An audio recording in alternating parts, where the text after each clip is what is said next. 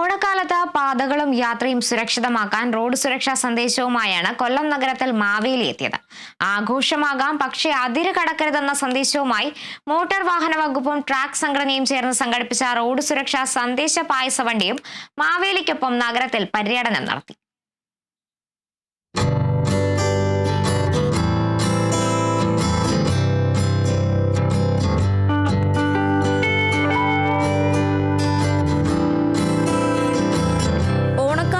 Road അപകടങ്ങൾ കുറയ്ക്കുക എന്ന ലക്ഷ്യത്തോടെയാണ് റോഡ് സുരക്ഷാ സന്ദേശവും മാവേലിയുമായി മോട്ടോർ വാഹന വകുപ്പ് റോഡിലിറങ്ങിയത്.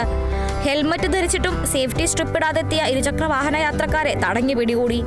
ഇത്തവണ റോഡ് സുരക്ഷയെക്കുറിച്ച് മാവേലി ബോധവൽക്കരണം നടത്തിയ ശേഷം പായസവും നൽകി വിട്ടയക്കുകയും ചെയ്തു. ഓട്ടോറിക്ഷകളിൽ മീറ്റർ ഇടുന്നുണ്ടോ എന്നും സംഘം പരിശോധിച്ചു.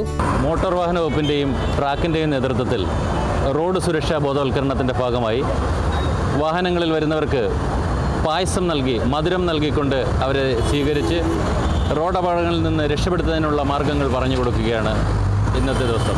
കൊല്ലം കളക്ടറേറ്റിൽ നിന്നും ആരംഭിച്ച പായസവണ്ടി ജില്ലാ collector N Devidas flag off ചെയ്തു.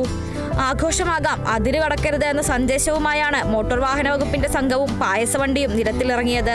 കൊല്ലം കോർപ്പറേഷന്റെ വിവിധ ഭാഗങ്ങളിൽ പായസവണ്ടി സഞ്ചരിച്ച് വാഹനയാത്രക്കാരിൽ ബോധവൽക്കരണം നടത്തി. തുടർന്ന് ട്രാക്ക് സംഘടനയിലെ വളണ്ടിയേഴ്സിനുള്ള ഓണക്കിറ്റുകളും വിതരണം ചെയ്തു. കേരള വിഷൻ ന്യൂസ്, കൊല്ലം.